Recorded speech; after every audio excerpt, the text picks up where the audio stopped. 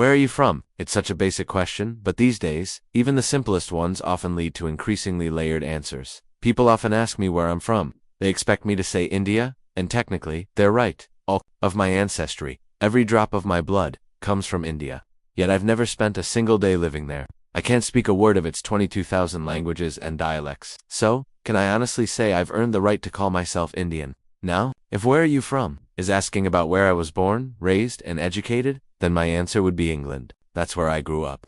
But I left England after my undergraduate studies, and throughout my school years, I was the only student in class who didn't resemble the classic English icons we studied in our textbooks. And if by where are you from someone means, where do you pay taxes, where's your doctor, your dentist, then I'm definitely American. I've been living in the US for 48 years, basically since I was a young kid. Yet, for many of those years, I carried a small pink card with green lines across my face that labeled me a permanent alien.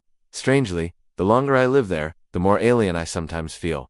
Laughter and if, where are you from, is meant to ask, where do you feel most rooted, where do you spend much of your time? Then the answer is Japan. I've spent the past 25 years trying to live there as much as possible, but during all that time, I've only had a tourist visa, and I doubt many Japanese people would consider me one of them. I'd say all this just to underline how oddly traditional and straightforward my background is, because in cities like Vancouver, Hong Kong, or Sydney, the kids I meet are far more global than I could ever claim to be. They may associate one home with their parents, another with a partner, a third with where they live, and a fourth with where they dream of living. And over time, they weave these places into a stained glass mosaic. Home for them is never static. It's an evolving project. They're always building on it, adding layers, making updates, more and more.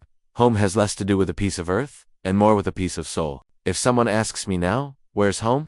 I think of my loved ones, close friends, the songs that follow me wherever I go. I've always felt this way, but it hit me harder than ever one night, as I was walking upstairs in my parents' California home. Looking through the window, I saw we were surrounded by 70-foot flames, one of the wildfires that routinely tear through California hills. 3 hours later, our home, everything in it was gone, reduced to ash. When I woke the next morning, I was sleeping on a friend's floor, and all I owned was a toothbrush I'd picked up at a 24-hour supermarket. If anyone asked me then, where's your home? I couldn't point to any structure. It had to be something I carried inside, in a strange way. I felt free. When my grandparents were born, their sense of home, community, even their enemies were largely assigned at birth. They didn't have many chances to move beyond those lines. But today, many of us have the privilege to define our own sense of place, to shape our identities, and build our communities, and maybe even move past the rigid divides of earlier generations. It's no accident that the world's most powerful nation is now led by someone who is half Kenyan, partly raised in Indonesia, with a Chinese-Canadian brother in law. Today, over 220 million people live outside the country of their birth. That's more than the entire populations of Canada and Australia combined twice over. This floating tribe of rootless residents is growing by tens of millions every few years. Soon, there may be more of us than there are Americans. Already, we would rank as the 5th largest nation on Earth, in Toronto, the largest city in Canada. The average person today is someone born in a different country.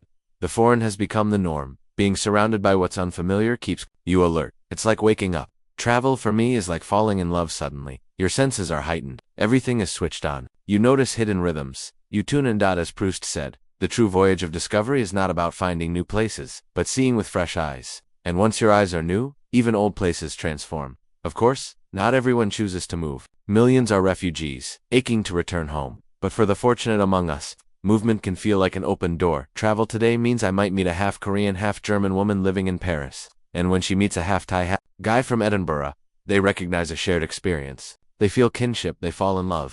They move to New York or maybe back to Edinburgh.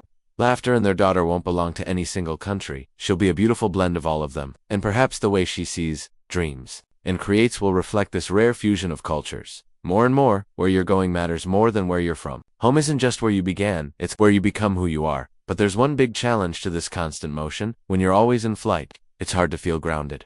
Some years ago, I realized I'd flown over 1 million miles on United Airlines alone. You know the system. 6 days of chaos, 1 free trip.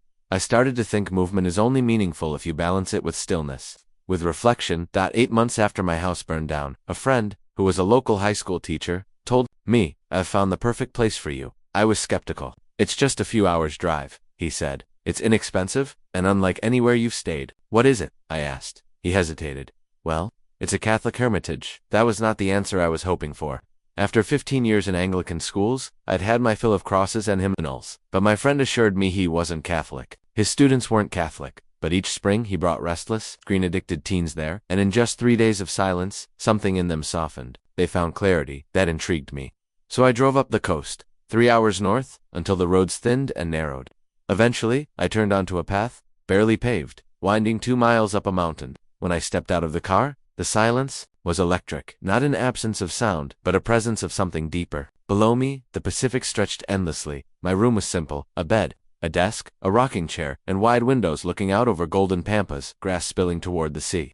I sat down and started to write, even though I'd gone there to escape. Writing 4 hours flew by, night fell, and outside the sky was dusted with stars, while distant headlights curved along the cliffs. The next day, without phones, screens, or noise, time expanded. The day felt 1,000 hours long. It had the freedom of travel, but also, profoundly, the feeling of coming home. I didn't attend religious services, didn't speak to the monks.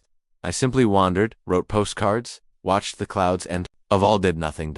And slowly I noticed, my most important thinking, my most vital decisions, came during this stillness, not while rushing between meetings or emails. Something inside me had been calling for quiet, but I couldn't hear it over the noise of daily life. I was like someone who blindfolds himself, then wonders why everything looks dark. I remembered a line I once learned from Seneca: "Poor is not the man who has little, but the one who craves more." I'm not telling you to join a mob, that's not the point. But I do believe that only by pausing movement can we see where we're going, and only by stepping out of our routine can we hear what truly matters to us, and find home. I know many people now who intentionally sit in silence for half an hour each morning, no devices. Others go running, or leave their phones behind when meeting a friend. Movement is a gift. It lets us do what past generations couldn't even imagine. But it only means something if we have a place to return to, and home, in the end, isn't just where we sleep, it's where we stand. Thank you.